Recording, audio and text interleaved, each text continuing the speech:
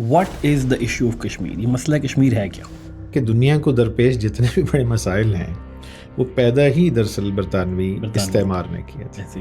مہاراجہ ہری سنگھ ہوں، گاندھی ہوں، نہرو ہوں، زیادہ تر کو اس سے جون سے پہلے یہ یقین ہی نہیں تھا کہ کشمیر جو ہے یہ کبھی بھارت میں شامل بھی ہو سکے گا. 65 کا جو آپریشن گرینڈ سلیم اور پھر آپریشن جبرالٹر ہے، اس کے بارے میں بڑی متفرق رائے پائی جاتی ہے. کیا یہ ایک مس ایڈونچر تھا؟ تو یہ شاید ایک ہماری پولیٹیکل نیسیسٹی بھی بنتی ہے. ایوب خان کو شاید نسبتاً زیادہ اس چیز کا اندازہ تھا، پاکستان کی پوٹینشل کا، پاکستان کی لیمیٹیشنز کا. میں بھٹو صاحب کو کشمیر کے سوداگر کے طور پر یاد کیا جاتا ہے. تو بھٹو صاحب اور وہ پورا پولیٹیکل ایکیومن دیکھتے ہوئے یہ جو شملہ جو ایگریمنٹ تھا، اس کے لانگ ٹرم نقصانات نہیں ہوئے ہمیں زیادہ؟ بھٹو صاحب از اے مکس بیگ. یہ درست نہیں ہے میری رائے میں کہ انہوں نے کشمیر بیچ ڈالا. یہ جو کارگل کی جنگ تھی، کیا یہ جبرالٹر کا ہی ایک ماڈیفائڈ ورژن نہیں لگ رہا تھا آپ کو، یا اس سے بھی بچا جا سکتا تھا؟ یہ بڑا ایک ٹرکی کویشچن ہے. یہاں پہ ایک آرمی چیف جو ہے وہ ایک اسرٹ کرنے کی کوشش کر رہے ہیں. یہ کشمیر دونوں ممالک کی افواج کے لیے پرٹیکولرلی اتنا امپورٹنٹ پوائنٹ بن چکا ہے کہ یہ چاہ کر بھی اس کو حل نہیں کر پائیں. Partial truth. اگر مجموعی طور پہ کشمیریوں کی تاریخ دیکھیں نا تو ان کے مزاج میں وار نہیں ہے. 5 اگست 2019 کو انڈیا نے آرٹیکل 370 اور 35A کو ریووک کر دیا انڈین کانسٹیٹیوشن کے اندر. آرٹیکل 370 ڈالنے سے کیا ہوا تھا اور ابھی ریموو کر کے کشمیری کیا فیس کر رہے ہیں، اس کا کیا نقصان ہوگا؟ انڈیا نے بڑا ایک بہتر پلے آف کیا ہے.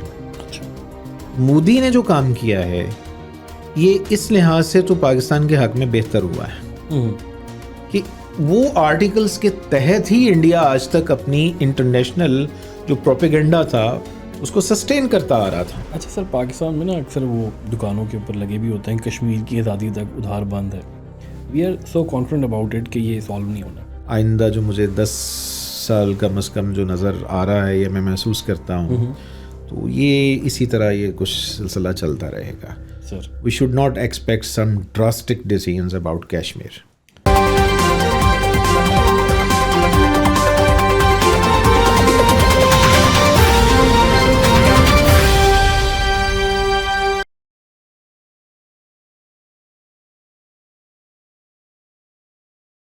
Greetings and welcome to another episode of the WTI talks. آج ہم نے ایک دفعہ پھر سے دعوت دی ہے غازی عبداللہ صاحب کو، جو کسی قسم کے انٹروڈکشن کے محتاج نہیں ہیں. اور غازی عبداللہ صاحب نے ہمارے ساتھ پہلے بھی ایک پوڈ کاسٹ کی 1971 کے اوپر، اور بہت اچھا اس کا رسپانس ملا، ہمیں بہت جاننے کا موقع ملا. سو از اے پروفیسر ایٹ PU، اور ڈیو ٹو دا فیکٹ کہ ان کی ساؤتھ ایشین اسٹڈیز کے اوپر بہت گہری نگاہ ہے، مطالعہ بھی ہے، we wanted to ask certain questions about the current issue جو ایک ہمارے ملک کا پچھلے 76-77 ایئر سے اٹیچ ہے، and that is the Kashmir crisis. مسئلہ کشمیر اگر ہم 5 فروری کے حوالے سے دیکھیں تو it is known as the solidarity day of Kashmir, یا یوم یکجہتی کشمیر کے طور پر سیلیبریٹ کیا جاتا ہے. اور اسی سلسلے میں کشمیر کے بارے میں چند ایسے سوالات یا وہ ریالٹیز جاننے کی کوشش کی جائیں گی جو اس سے پہلے شاید نارمل انسانوں کو معلوم نہیں ہوتی. Thank you very much sir for coming. جی بہت شکریہ. سر، کشمیر پاکستان کا ایک ایسا ایشو بن چکا ہے جس کے اوپر بہت زیادہ لوگوں کے آئیڈیاز پائے جاتے ہیں، بہت زیادہ نیریٹیوز پھیلے ہوئے ہیں، اور مختلف مقامات پر مختلف طریقے سے اس کو دیکھا بھی جاتا ہے. اس کو پولیٹیکل بھی لوگ اس میں افیلیشنز ایڈ کر دیتے ہیں، اسلامک ڈیمنشن بھی آ جاتی ہے، ٹیریٹوریلٹی ملک کے حساب سے. But my very simple question to you is کہ what is the issue of Kashmir? یہ مسئلہ کشمیر ہے کیا؟ بہت شکریہ، آپ نے مجھے موقع دیا.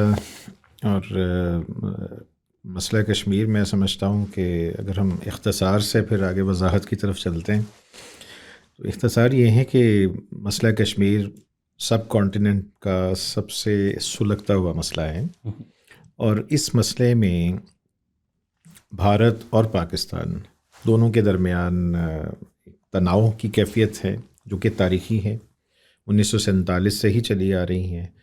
4 بڑی آپ جنگیں کہہ لیں کہ اگر آپ کرگل وار کو بھی اس میں شامل کر لیں، بالکل وہ ہم اس پہ لڑ چکے ہیں، اور ابھی بھی آج کی تاریخ میں بھی اس مسئلے کے حل ہونے کے کوئی امکانات نظر نہیں آ رہے. اور اس مسئلے کی 3 میری خیال میں ڈائمینشنز ہیں. ایک تو ہے ظاہر ہے پاکستان اور بھارت کے درمیان جو کہ علاقائی ہے. پاکستان کے نقطہ نظر سے ظاہر ہے بہت اہمیت ہے اس کی. پھر عالمی سطح پہ اس مسئلے میں یہ مسئلہ ان چند مسئلوں میں سے ایک ہے جو کہ عالمی سطح پہ یہ کسی بڑے کانفلکٹ کا باعث بننے کی پوری صلاحیت رکھتا ہے. جیسا کہ مسئلہ فلسطین ہے، اسی طرح تھوڑا سا اور آگے آ جائیں تو سائپرس کا مسئلہ ہے. تو میرا خیال ہے کہ عالمی سیاست میں اس دوسری جنگ عظیم دوم کے بعد سے 3 مسائل کچھ اور بھی اگر شامل کیے جائیں تو یہ وہ مسئلے ہیں جو کہ میں سمجھتا ہوں کہ یونائٹڈ نیشنز کے بھی فرائض ہیں، لیکن اس کے ساتھ ساتھ جو بھی علاقائی جو قوتیں ان کا بھی یہ ہے فرض ہے کہ اس مسئلے کے حل میں اپنا اپنا کردار ادا کریں. بالکل. ان اے نٹ شیل مسئلہ کشمیر دراصل وادی جموں اینڈ کشمیر، اس پر دونوں ممالک کا چونکہ اپنا استحقاق وہ رکھتے ہیں، وہ تاریخی طور پہ بھی رکھتے ہیں، وہ سیاسی طور پہ بھی رکھتے ہیں، وہ ثقافتی طور پہ بھی رکھتے ہیں، مذہبی طور پہ بھی رکھتے ہیں. اور اس سارے پوائنٹ کے حوالے سے جب آپ آگے بڑھیں گے تو میں اجازت دیں گے تو میں پھر اس پہ بات بھی کروں گا کہ اس کا لب لباب جو ہے وہ بڑا دلچسپ ہے کہ اس مسئلے کو پیدا کرنے والے آج اس مسئلے کے حل کرنے میں بھی کوشاں ہیں. اچھا. میری مراد ہے برٹش. اور دلچسپ بات یہ ہے کہ دنیا کو درپیش جتنے بھی بڑے مسائل ہیں وہ پیدا ہی دراصل برطانوی استعمار نے کیے تھے. اور یہ اس کا بڑا ایک المیہ ہے، اور آج کے جدید دور میں بھی اگر آپ دیکھیں تو وتھ سرٹن چینجز ان لوگوں کا کردار بڑا اہم ہوگا مستقبل کے جو بھی سیناریو بنتا ہے. جی. تو برٹش کی تو سر آپ نے بات کر دی، اور جب برٹش جا رہے تھے اس ٹائم پر آئی ریممبر ایک ایسا میری نظر سے ایک آرٹیکل بھی گزرا جس میں انہوں نے اس کو ایک ڈیلیبریٹ موشن کہا ہے کہ جب بھی برطانوی سامراج کہیں سے لیو کرتا ہے یا چھوڑ کے جاتا ہے تو وہاں پر ایک ایسا ایشو چھوڑ دیتا ہے جو اس ایریا کے لوگوں کے درمیان پرابلم کا باعث بنتا رہتا ہے. تو کیا یہ بات بھی درست ہے؟ دیکھیں یہ تاریخی اعتبار سے، چونکہ تاریخ کے طالب علم کی حیثیت سے تو میں اس کو کوئی حتمی ورڈکٹ تو نہیں کہہ سکتا. یہ کہنا مشکل ہے کہ کیا برطانوی راج ہمیشہ سے باقاعدہ ایک پلان کے ساتھ یہ ایسا کرتا ہے. جی. لیکن جو تاریخی معروضی حقائق ہیں اس سے ہم ادراک کر سکتے ہیں کہ مسئلہ کشمیر اور فلسطین، اسی طرح سائپرس اور دیگر جو مسائل جو پیدا ہوئے ہیں جہاں جہاں برطانوی راج رہا ہے، وہ کچھ ان کے جو آفٹر ایفیکٹس ہوئے ہیں اس سے پھر لوگوں کو یہ کہنے کا ضرور موقع ملا ہے. اچھا. یہ بات درست ہے، لیکن اس سے آگے ذرا تھوڑا سا ہمیں بڑھنا چاہیے کہ ہر تینوں کیسز میں اگر ہم دیکھیں، خاص طور پہ فلسطین اور کشمیر کے حوالے سے بہت زیادہ مماثلت ہیں. بالکل. دیکھیں نا، مطلب اس میں آج بھی سوال کیا ہے کہ کشمیری اپنا حق خود ارادیت مانگ رہے ہیں. کشمیریوں کا کہنا ہے کشمیر ان کا ہے، اسی طرح فلسطینی ان کا اپنا ہے، وہ بھی یعنی بہت زیادہ مماثلت ہے. اور دونوں جگہ پہ جو کہ استحقاق نہیں رکھتے تھے لوگ، ان کو مسلط کیا گیا ہے، یا ایسے حالات بنا دیے گئے ہیں کہ وہ جو اصل باشندے ہیں ان کے لیے بہت زیادہ مشکلات ہے، ان کا مستقبل تنگ کر کے رکھ دیا گیا ہے، انہیں جینوسائڈ کا خطرہ لاحق ہے. بالکل. اچھا، اب سر سٹارٹ سے ذرا اس ایشو کی طرف ایک نگاہ دوڑائیں گے اور کوشش کریں گے کہ وہ جو ارلی 10 ایئرس تھے وہ کافی انٹرسٹنگ تھے، اس میں کافی ہمیں انٹرسٹنگ باتیں ملتی ہیں. ایک تو یہ جو راجہ ہری سنگھ صاحب تھے، ان کا انسٹرومنٹ آف ایکسیشن جو انہوں نے ایکسیڈ کیا تھا انڈیا کے ساتھ، یہ خود بڑا کنٹروورشل ہوا تھا. اور سردار پٹیل اور نہرو کی جو پوری اس کے سلسلے میں بات چیت ہے وہ بھی نظر آتی ہے ہمیں. تو یہ جو انسٹرومنٹ آف ایکسیشن تھا، یہ according to 3rd June plan اور اس کے بعد جتنے بھی برٹش نے ڈاکومنٹس دیے تھے، وہ ان کا استحقاق تو نہیں تھا کہ وہ خود سے ڈیسائیڈ کر لیتے، یا وہ تھا. تو ذرا اس کے بارے میں تھوڑا سا ہمیں بتائیے گا. دیکھیے، اس میں ہمیں 1947 کی تقسیم ہند کے جو معروضی حالات ہیں ان کو مد نظر رکھنا بہت ضروری ہے. یہ حقیقت ہے کہ 1947 کے اوائل میں ہی یہ بات اب عیاں ہو رہی تھی کہ برطانیہ کا ان کا بوریا بستر لپیٹا جانا ہے. دوسری بات یہ ہے کہ 3 جون کے منصوبے نے خاص طور پہ حالات بہت ایکسلریٹ کر دیے تھے. حقیقت یہ ہے کہ جون اور اگست کے درمیان یہ مہینے جو ہیں میری نظر میں کشمیر کے مستقبل کے حوالے سے، اس کا تعین کرنے کے حوالے سے بہت ہی اہم ہیں. ہمیں اس حوالے سے جتنا بھی ہمارے پاس جو سورسز ہیں یا میٹیریل ہے، کتابیں ہیں لکھی گئی ہیں، بڑی اچھی اچھی کتابیں بعض لکھی گئی ہیں، تو اس سے جو ہمیں اندازہ ہوتا ہے کہ ان کانگریس کی جو پالیٹکس تھی وہ ظاہر ہے وہ پہلے سے ہی ان کا یہ وہ اندیا تھا، اور یہ کلیئر تھا کہ وہ کشمیر کے حوالے سے بہت پوزیسو ہیں، خاص طور پہ پنڈت جواہر لال نہرو۔ اگر وجے لکشمی پنڈت کے نام ان کے جو اپنے خطوط ہیں، اسی طرح ان کی جو گفتگویں ہیں، مثال کے طور پہ اے جی نورانی نے اپنی کتاب میں اس کو بڑی تفصیل سے ڈاکومنٹ کیا ہے سارا، اور بھی کئی سورسز ہیں۔ الیسٹر لیمب ایک بڑا اہم رائٹر ہے، اور میری رائے میں تو one of the best writers on Kashmir problem. اچھا، اور مزے کی بات ہے کہ ان کی بعض کتابیں تو انڈیا میں وہ بین بھی کر دی گئیں، اور اسی وجہ سے کہ ظاہر انہوں نے ایک لیگل پوائنٹ آف ویو سے جو انڈیا کا جو کلیم تھا اس کو انہوں نے بڑا ایک ہلکا کلیم قرار دیا تھا۔ ٹھیک ہے، تو خیر اب مسئلہ کیا ہے، انسٹرومنٹ آف ایکسیشن جو ہے یہ ظاہر ہے ایک اصولی ایک کہہ لیجیے کہ ایک پوائنٹ تھا کہ جو بھی پرنسلی اسٹیٹس ہیں ان کا مستقبل کیا ہوگا۔ تو اب اس کے اعتبار سے اگر دیکھا جائے تو انڈیا یہ کہتا ہے کہ چونکہ مہاراجہ ہری سنگھ جو رولر ہے وہ یہ چاہتے تھے کہ الحاق ہو، اس نے یہ جسٹیفائڈ ہے۔ پاکستان کا موقف یہ ہے کہ انسٹرومنٹ آف ایکسیشن کے تحت چونکہ پاپولیشن بائی میجورٹی وہ مسلم ہے، تو پاکستان کا موقف یہ ہے کہ چونکہ انسٹرومنٹ آف ایکسیشن کے اصول کے تحت ہی پاپولیشن چونکہ بائی میجورٹی مسلمان ہے، اور دوسرے پھر وہ چاہتی بھی ہے کہ ہم پاکستان کے ساتھ شامل ہوں، تو اس صورت میں یہ ایک کانفلکٹنگ سچویشن تھی۔ اب اس پر انسٹرومنٹ آف ایکسیشن کے اصول کو اگر ہم سمجھنا چاہیں تو میرا خیال ہے کہ اس دور میں قائد اعظم محمد علی جناح اور پاکستان کا اس ابتدائی دور میں رویہ بڑا ہی معتدل تھا، اور بڑا ایک کہہ لیجیے تھوڑا جمہوری قسم کا تھا۔ انہوں نے کسی قسم کا اس وقت تک کسی منطقی فیصلے تک پہنچنے سے پہلے مہاراجہ ہری سنگھ کے ساتھ انہوں نے اسٹینڈ سٹل ایگریمنٹ کیا۔ بالکل۔ اب دلچسپ بات یہ ہے کہ مہاراجہ یہاں پہ اصل میں وہ ایشو ہے، مہاراجہ نے ایک طرف تو یہ اسٹینڈ سٹل ایگریمنٹ کیا، اور دوسری طرف انہوں نے لارڈ ماؤنٹ بیٹن سے، اور چونکہ وہ اب گورنر جنرل تھے انڈیا کے، ان سے مدد کی درخواست کی تھی۔ چنانچہ انہوں نے انڈیا نے ان پہ یہ پریشر ڈالا کہ ہم جب تک یہ نہیں کر سکتے جب کہ آپ الحاق کے معاہدے پہ دستخط نہیں کرتے۔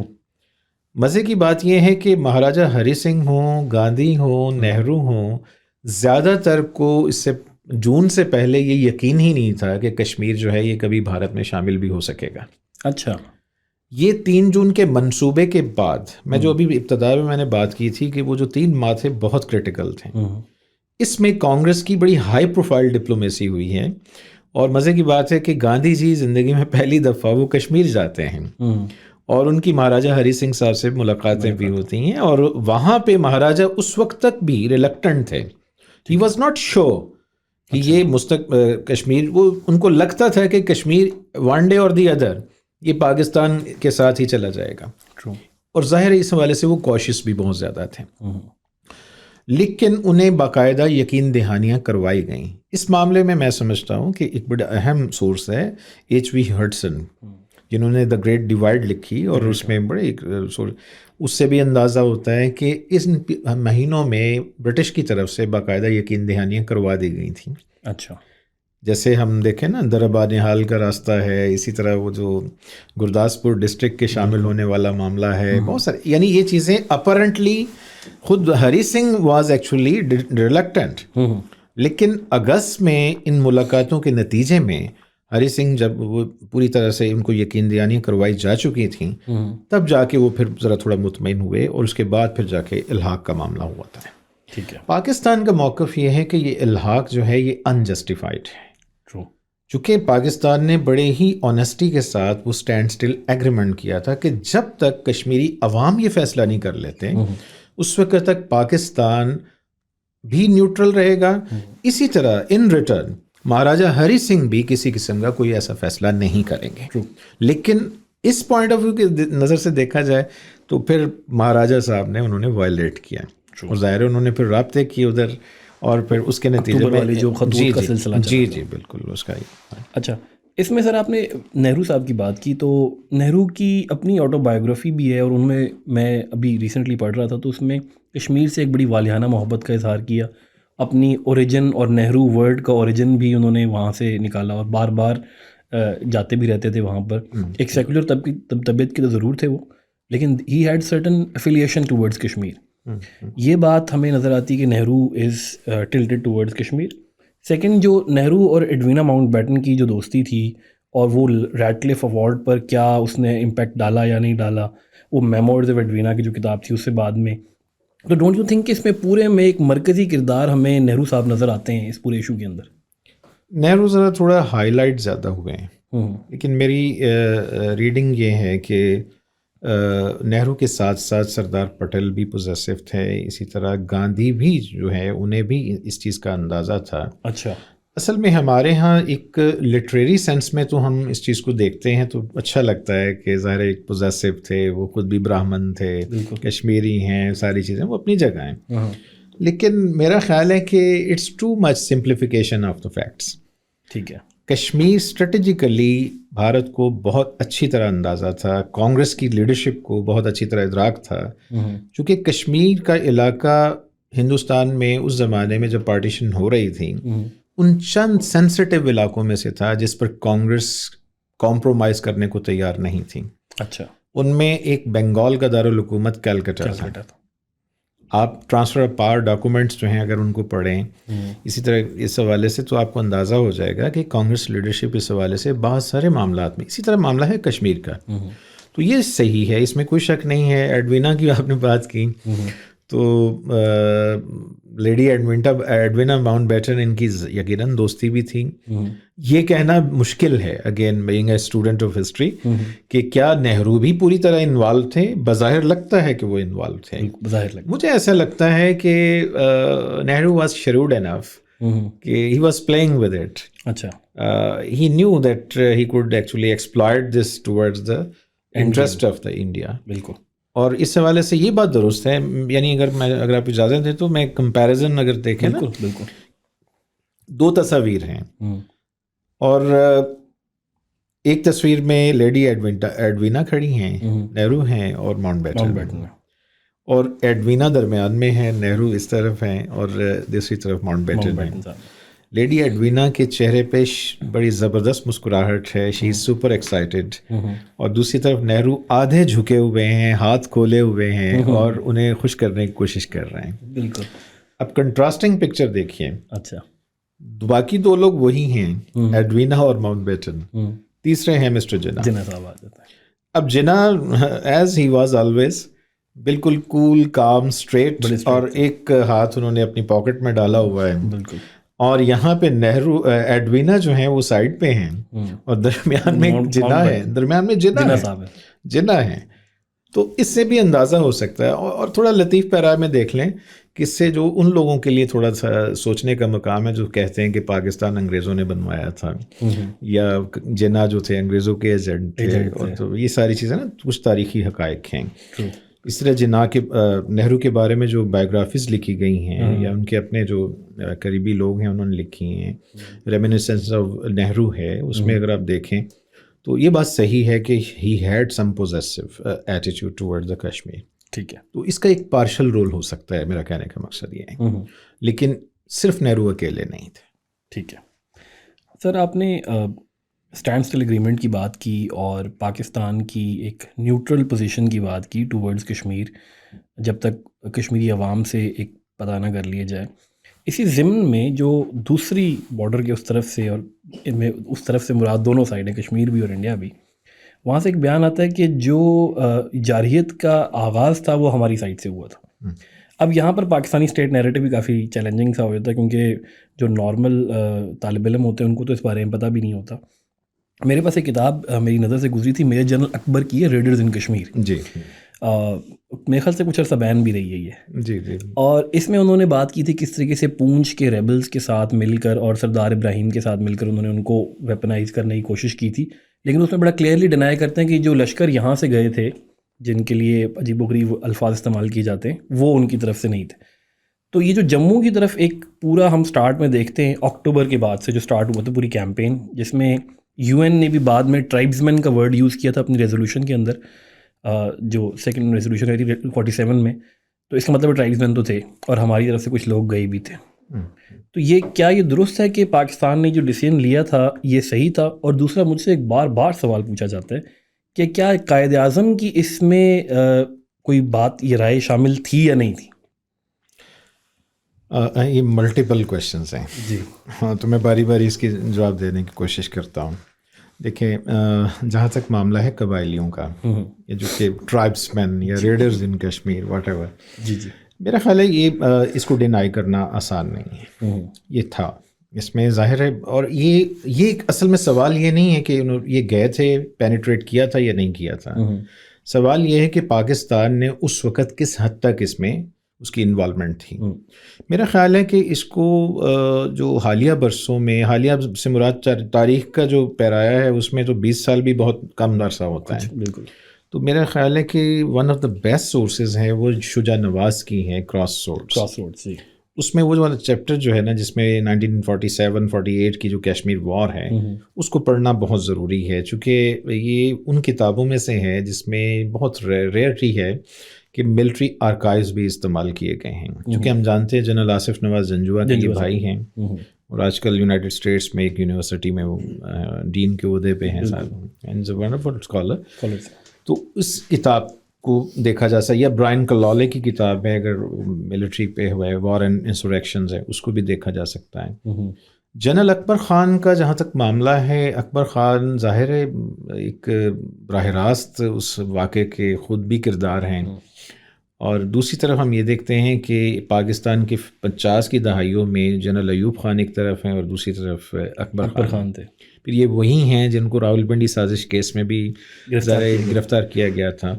تو اس اعتبار سے ہم ظاہر ہے ان کی رائے کو بالکل مکمل طور پہ شاید اس پہ ریلائی نہیں کر سکتے، لیکن ان کی رائے کو ڈینائی کرنا ممکن نہیں. ٹھیک ہے.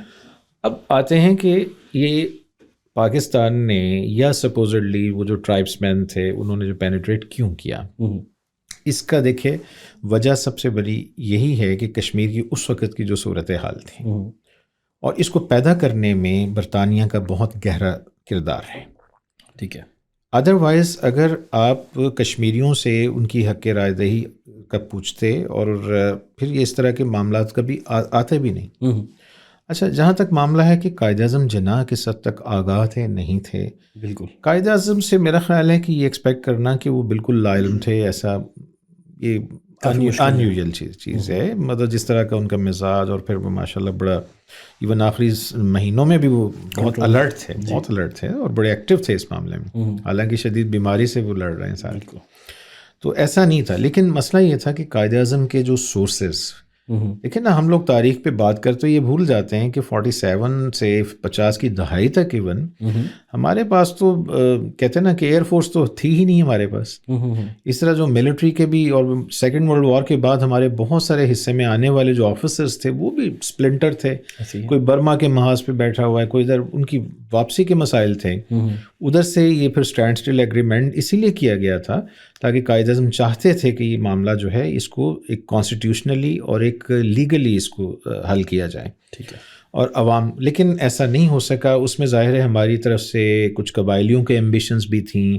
اس میں اگر ریسنٹ پاس میں مثال کے طور پہ آسٹریلیا سے ایک اسکالر ہیں، خاتون ہیں، انہوں نے پچھلے چند سالوں میں کتاب لکھی، انہوں نے ایک نئے اینگل سے لکھی ہے. انہوں نے آزاد کشمیر کے لوگوں پہ بات کی ہے، اسی طرح کہ آزاد کشمیر کے لوگوں کا کیا رول تھا. پھر اسی طرح کچھ کتابیں ایسی بھی آئی ہیں جس میں جموں کے ہندوؤں کا کردار ہے کہ انہوں نے پرووک کیا ہے. تو دیکھیں نا، یہ مسئلہ جو ہے اس کو صرف حکومتوں کی سطح پہ نہیں آپ اس کو انڈرسٹینڈ کر سکتے ہیں. ٹھیک ہے. اس وقت کی دونوں طرف کی آبادیوں کے اندر وہ جذبات موجود تھے، جس کو پھر ظاہر ہے جب وہ ہائی لائٹ ہوتے ہیں. اوپر سے مہاراجہ ہری سنگھ کی جو پالیسی ہے وہ کوئرسو پالیسی ہے، اس کے خلاف بھی ریئیکشن آ رہا ہے. اس سارے ماحول میں پھر ایک سٹیج آتی ہے جب پاکستان کی جو افواج جو تھیں ان میں جو خاص طور پہ ہماری طرف سے کچھ لوگوں نے انہوں نے اس کو سپورٹ کیا اور پھر جا کے اس میں آگے بھی گئے. پھر ایک اور بھی حوالہ ہے کہ جب پہلا یونائٹڈ نیشنز نے کمیشن بنایا تھا جو کہ چیکوسلواکیہ کے جو مبصر تھے، جو اس وقت کمشنر بنے تھے، تو وہ جب آئے تھے انہوں نے بعد میں اپنی کتاب بھی لکھی ریڈرز ان کشمیر کے نام سے، سوری ڈینجر ان کشمیر، ہاں یہ کتاب اس میں انہوں نے اپنی یادداشتیں مرتب کی تھیں۔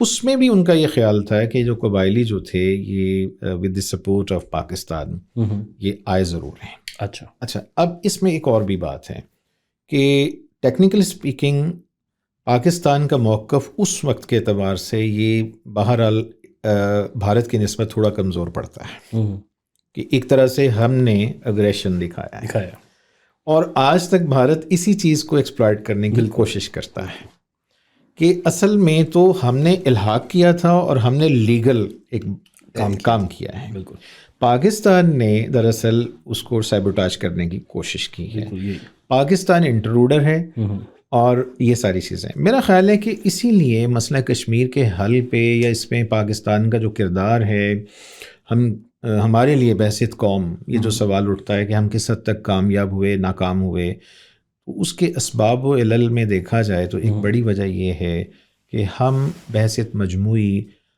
باوجود استحقاق رکھنے کے، باوجود ہم شاید رائٹ فل ہونے کے، ہم اپنے کیس کو اچھے طریقے سے پریزنٹ نہیں کر پائے ہیں۔ ٹھیک ہے، یہ میرا خیال ہے ہمیں اپنی یہ ناکامی تسلیم کرنی چاہیے۔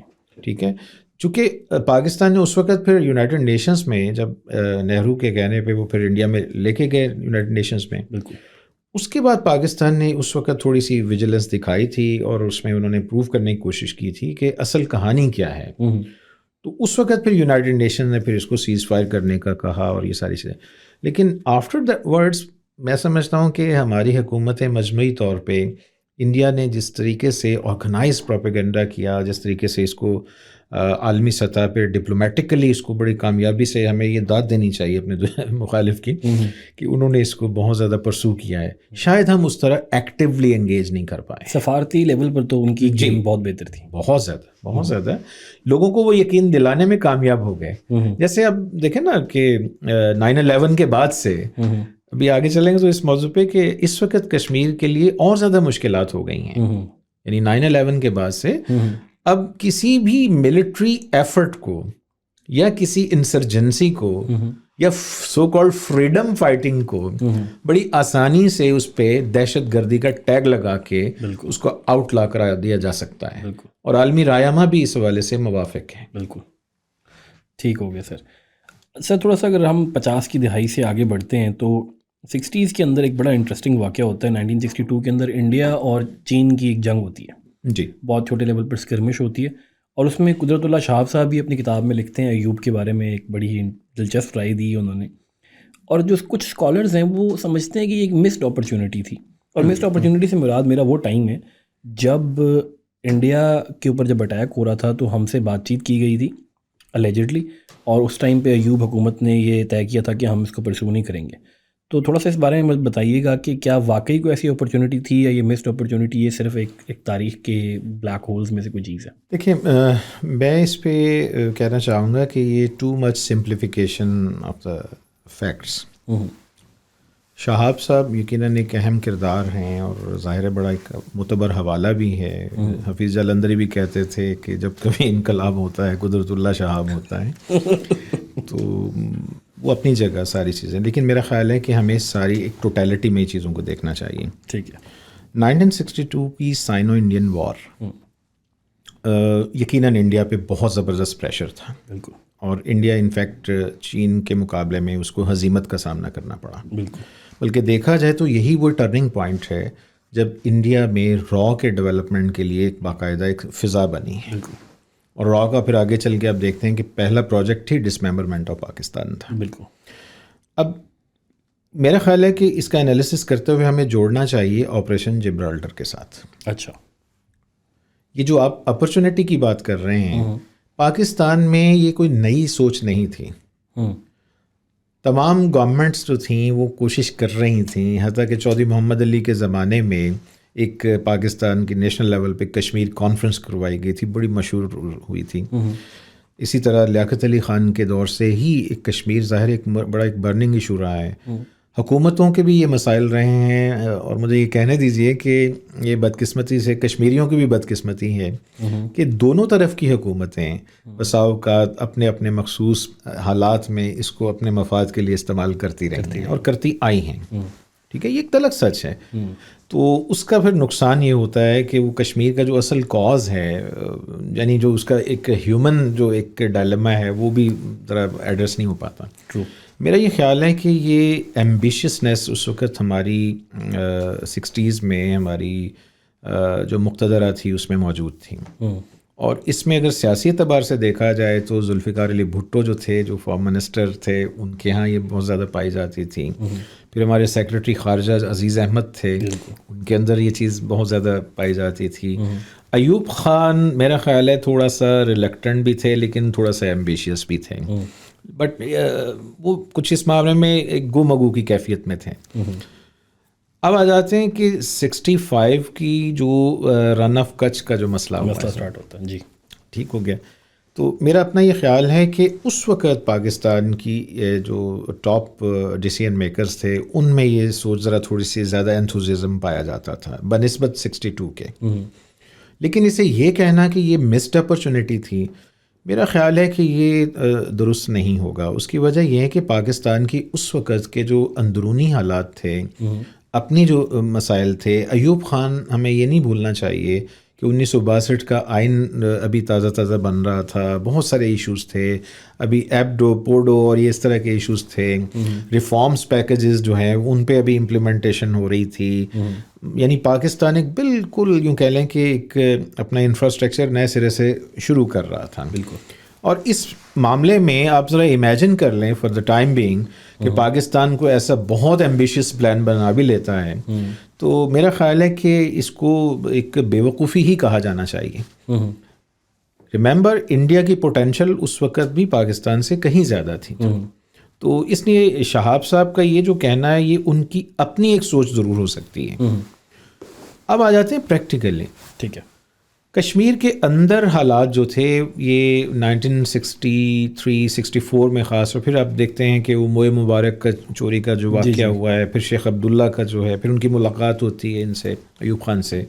تو یہ پھر رن آف کچھ کا مسئلہ ہوتا ہے. رن آف کچھ کی جو ہلکی سی ایک اسکرمش ہوتی ہے، اس سے ہمارے ہاں وہ اوور ایمبیشیسنیس بے تحاشا ڈیولپ ہوئی. وہ کانفیڈنٹ بھی آ جاتا ہے نا اس کو. ذوالفقار علی بھٹو بہت ایمبیشیس تھے، ہی واز ویری ایمبیشیس. پھر ایک فضا بنی جس کے نتیجے میں پھر ہم جانتے ہیں کہ اگست میں وہ پھر جبرالٹر جو تھا آپریشن جبرالٹر لانچ کیا گیا. تو اس میں کچھ لوگ یہ کہتے ہیں کہ دراصل 65 کی وار جو ہے ٹیکنیکل اسپیکنگ شاید اس کو انیشیٹ ہم نے کیا تھا. اگرچہ ہم ظاہر سلیبس کی کتابوں میں تو یہ پڑھتے ہیں کہ پاکستان نے اٹیک کیا ہے، ہم رات کی تاریکی میں شب خون مارا تھا. جی. حالانکہ دیکھیں نا، اس میں کشمیریوں کو یہاں پہ بھی ہمیں اعتماد میں نہیں لیا گیا. سردار عبدالقیوم خان نے لکھا ہے اور بہت سارے لوگوں نے، صدائے کشمیر کے نام سے ہم نے ریڈیو اسٹیشن بھی لانچ کیا تھا، اور لوگوں کو پتہ نہیں تھا کہ یہ کیا ہے. یعنی اس قسم کی یہ ایکٹیویٹیز دنیا میں ہر جگہ ہوتی ہیں جب آپ مختلف طریقے اختیار کیے جاتے ہیں، لیکن اس کی کامیابی کا ایک بڑا کرائٹیریا یہ ہوتا ہے کہ جن لوگوں کے لیے آپ کرنا چاہ رہے ہیں، جب تک آپ ان کو آن بورڈ نہیں کرتے تو اس کی کامیابی کے امکانات عموماً معدوم ہو جاتے ہیں. بالکل. آئی تھنک سر یہ اس لیے ایک کویشچن بن جاتا ہے تاریخ کے طالب علم کی حیثیت سے کہ 62 کے اندر جب چائنا کی موجودگی میں ایک اپرچونٹی آتی ہے تو ہم اس سے رک جاتے ہیں، اور 3 سال کے بعد 65 کے اندر ہم خود سے ایک جنگ سٹارٹ کر دیتے ہیں. تو وہ کویشچن شاید یہاں سے آتا ہے. لیکن میں اسی کو جوڑنا چاہوں گا 65 کے ساتھ. میں چاہوں گا دونوں کے آپ جواب دے دیں. 65 کا جو آپریشن گرینڈ سلیم اور پھر آپریشن جبرالٹر ہے، اس کے بارے میں بڑی متفرق رائے پائی جاتی ہے. کیا یہ ایک مس ایڈونچر تھا؟ میرا خیال ہے اس کے پلان کرنے میں تو جو جیسے میں نے ابھی پہلے بھی بات کی ہے کہ مسئلہ کشمیر کے حل کے لیے حکومتوں میں ایمبیشنز تو موجود تھیں، پبلک پریشر بھی بہت زیادہ تھا. بالکل. یہ ایک حقیقت ہے کہ آج بھی پاکستانی پبلک کو جب آپ پولیٹیکل ریٹورک میں آپ دیکھتے ہیں تو ہمارے جو مین جو بڑے نیشنل جو کہتے ہیں سلوگنز ہیں، ان میں ایک مسئلہ کشمیر ہے. بالکل. ایک اسرائیل ہے، ایک USA ہے، ایک کشمیر ہے. تو یہ شاید ایک ہماری پولیٹیکل نیسیسٹی بھی بنتی ہے. لیکن اس میں دوسرا جو ایشو ہے کہ آپ کی جو گراؤنڈ ریالٹیز ہیں وہ کیا ہیں. تو میرا خیال ہے کہ ایوب خان کو شاید نسبتاً زیادہ اس چیز کا اندازہ تھا، پاکستان کی پوٹینشل کا، پاکستان کی لمیٹیشنز کا، لیکن ان کے ارد گرد بھی بہت سارے لوگ تھے جو ذرا اس کو اور زیادہ ہائپ بھی ڈیولپ کر رہے تھے. پھر ظاہر ہے وہ پریزیڈنشل الیکشن بھی آ رہا تھا، جنوری میں الیکشن ہو گئے تھے. جی. تو اس لحاظ سے اگر اوور آل اگر آپ دیکھیں تو میرا خیال ہے کہ اٹ واز مسکیوڈ. اچھا، یعنی پلان بنانے میں تو میں نہیں سمجھتا کوئی حرج تھا ایز سچ، لیکن اصل چیز تھی کہ آپ نے ایگزیکیوٹ کیسے کیا. ٹھیک ہے. وہاں پہ ہمارا بہت زیادہ، ہم نے ایون اپنے جو الائز تھے اس زمانے میں انہیں بھی شاید اس طرح پوری طرح اعتماد میں نہیں لیا تھا. ظاہر ہے یہ چیز جو ہے یہ اس کی کہتے ہیں نا کہ بڑی وجہ بنتی ہے. کشمیریوں کو ہم نے نہیں اعتماد میں لیا، ایون اپنے عوام کا تو چھوڑ دیں اس کو کہ ایون جو فارن منسٹری کے اندر بھی سارے لوگ جو آن بورڈ نہیں تھے. تو یہ اس لحاظ سے میں سمجھتا ہوں کہ it was a miscalculation. اس کا خمیازہ پھر ہم نے 65 کی وار کی شکل میں دیکھا. وہ ٹھیک ہے کہ میڈم نور جہاں کے نغمے اور یہ ساری چیزیں، اور فیکٹ آف دا میٹر دیکھا جائے تو پاکستان نے 65 کی جنگ بچائی ہے اگر بالکل آنیسٹ انالیسس کیا جائے. یعنی یہ ہے کہ پاکستان یوں کہہ لیں کہ ایک ون ون سچویشن میں رہا تھوڑا سا. ادروائز ایک دوسرا اینگل بڑا بلیک ہے کہ اسی لیے ہم نے ہماری جو ایوب خان گورنمنٹ نے تاشقند پہ جا کے ٹروس کیا ہے. بالکل. کیوں؟ انالیسز جو ہمارے پاس اویلیبل ہیں، پاکستان کے پاس بمشکل 1 ہفتے سے 10 دن سے زیادہ کا ایمونیشن باقی نہیں بچا تھا. بالکل. یہ تو اب اس زمانے کی جتنے بھی بعد میں چیزیں شائع ہوئی ہیں، تو آپ امیجن کیجئے کہ اگر یہ وار جو ہے اگر تھوڑا سا اگر پرولونگ ہو جاتی تو پاکستان کی اکانومی پر پڑنے والے اثرات آپ امیجن کر سکتے ہیں. ٹرو. تو ان دیٹ کیس میرا خیال ہے کہ یہ مس کیلکولیشن تھی. ہم نے یہ سمجھا کہ شاید وہ وادی کشمیر کے اندر جو سینٹیمنٹ ہیں اس سے شاید یہ ہمارے لیے گولڈن اپرچونٹی ہے. ایوب خان بھی ظاہر ہے صلاح الدین ایوبی بننا چاہتے ہوں گے. بھٹو صاحب بھی ان کو کہتے تھے کہ فاتح کشمیر کا ٹائٹل. بالکل ایسے تھا سارا. تو کیا آپ کو لگتا ہے کہ کشمیریوں نے ہمیں 65 کی جنگ میں تھوڑا سا مایوس کیا؟ نہیں، میرا نہیں خیال ہے. کشمیریوں کی لمیٹیشنز کو بھی تھوڑا سا ذہن میں رکھیں. جبرالٹر کا مقصد تو یہی تھا کہ وہاں پر ایک لمیٹڈ لیول پر فوج کو انٹر کرایا جائے، پھر عوام کی پورے سیلاب کو اپنے ساتھ ملا لیا جائے.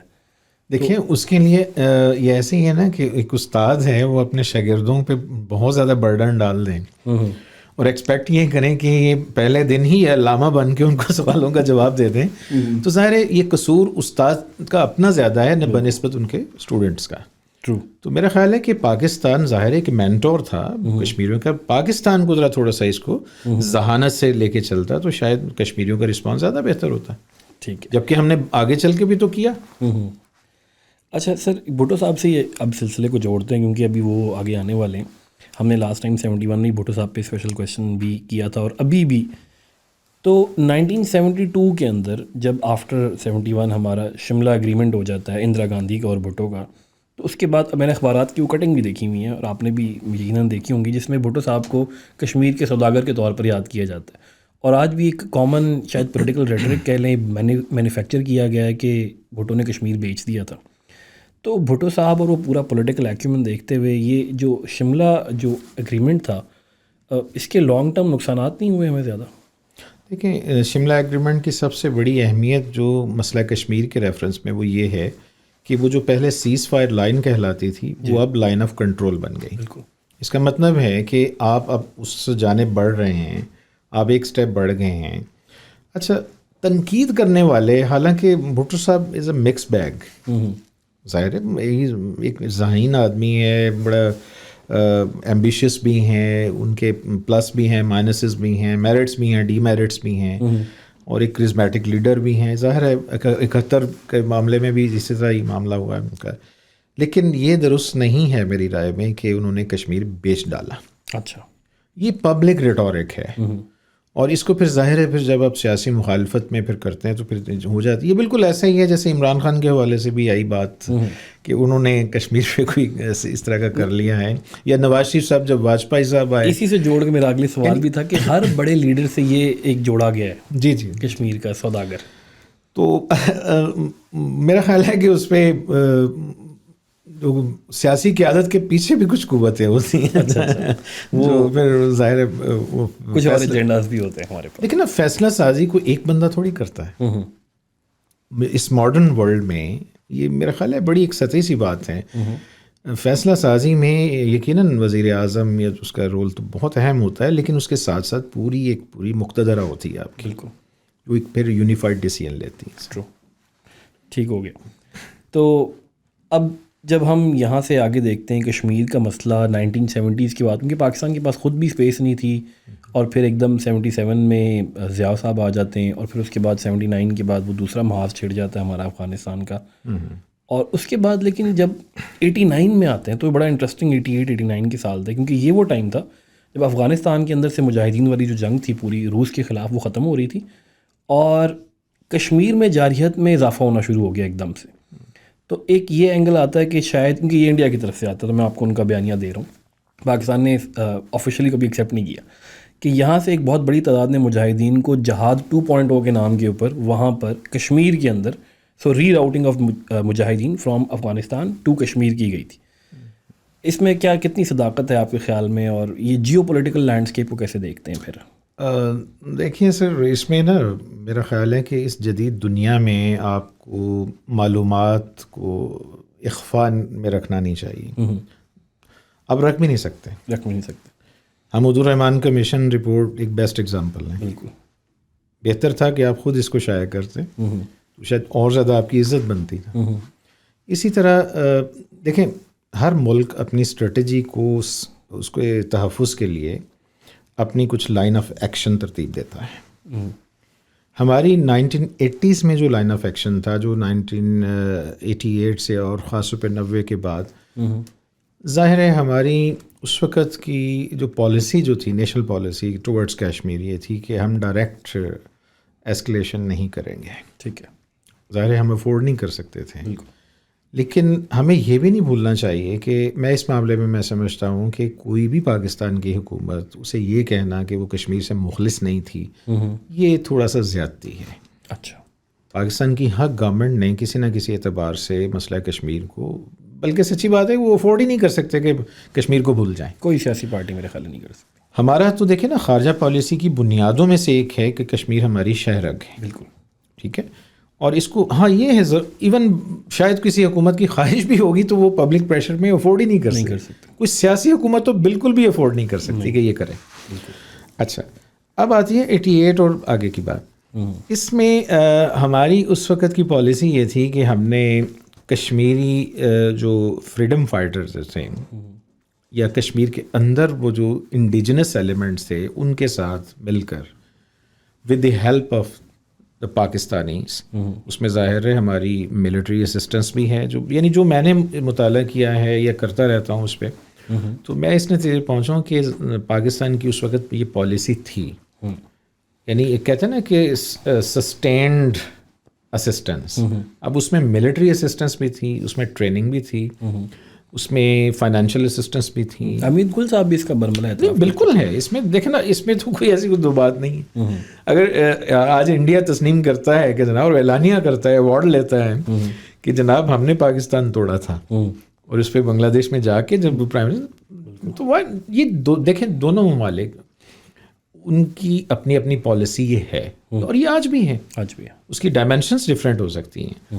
تو میرا خیال ہے اس پہ تو ایسی کوئی دو رائے نہیں ہے. ظاہر ہے ہم نے حزب المجاہدین ہے، اس طرح کے جو مختلف گروپس ہیں، جو موسٹ پاورفل گروپ اس وقت تھے پولیٹیکل فرنٹس پہ، سید علی گیلانی ہیں، اسی طرح یاسین ملک ہیں، یا دوسرے حریت کانفرنس. یہ ظاہر ہے اس میں تو انڈیا کو بھی پتہ ہے کہ ود سرٹن لمیٹیشنز حریت جو ہے اس کو بھی، اس کا ایک نرم گوشہ بہت زیادہ ہے سارا. بالکل. اور اصل میں نا دیکھیں، کشمیر کا جو اس کی مسئلے کی نوعیت ایسی ہے، بہت سینسٹیو ہے.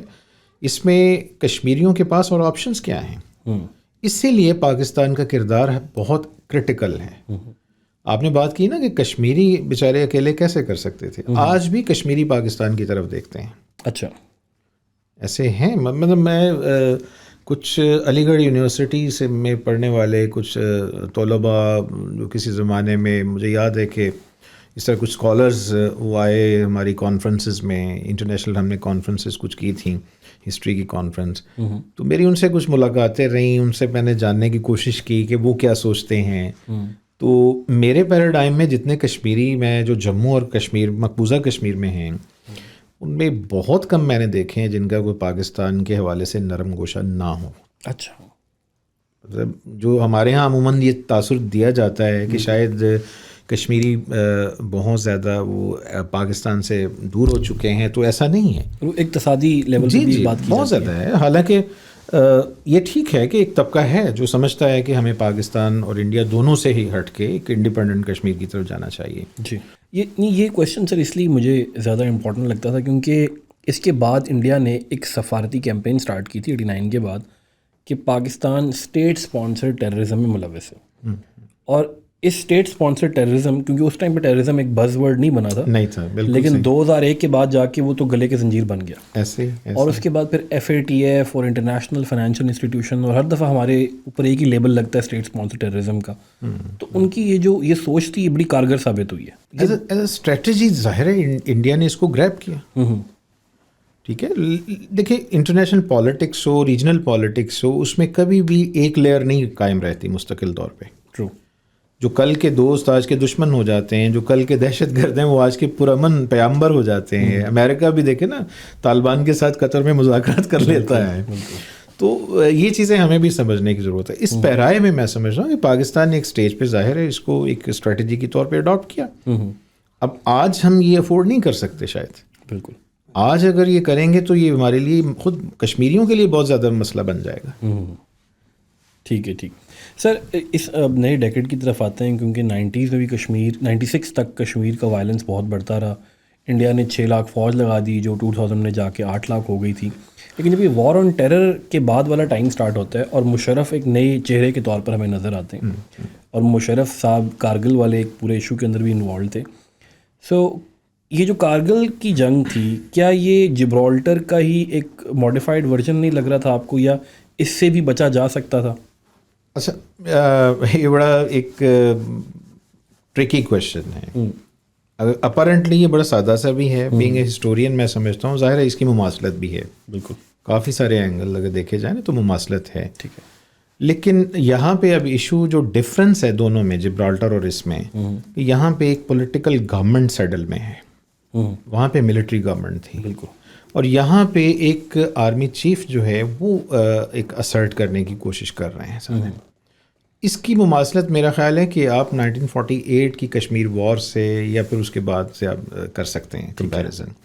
آپ جنرل اکبر خان سے کمپیریزن کر سکتے ہیں.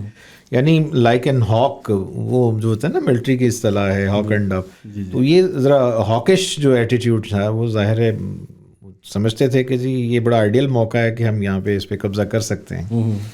لیکن بعد والے واقعات نے تھوڑا سا ثابت کیا کہ یہ ٹو مچ ایڈونچر بھی تھا. اور سچی بات یہ ہے کہ ہم پاکستان کو اس میں کافی زیادہ جو نقصانات اٹھانا پڑے ہیں، شاید ابھی تک اس پہ ہمارے تو بہت سارے کمیشنز نہیں بنے ہیں ابھی تک. اس پہ کمیشن ہی کوئی نہیں تھا. نہیں، بہت سارے ہمارے کمیشنز نہیں بنے. جی.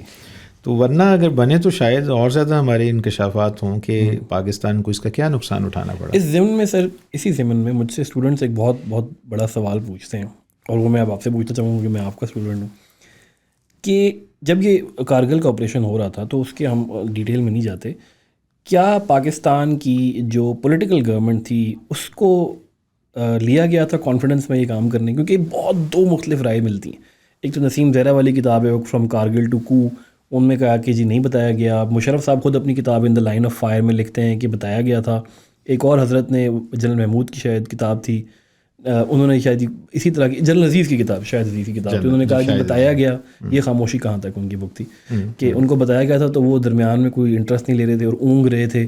تو کیا سیاسی جو پارٹیز تھی یا سیاسی ہماری گورنمنٹ تھی اس کو لیا گیا تھا کانفیڈنس میں؟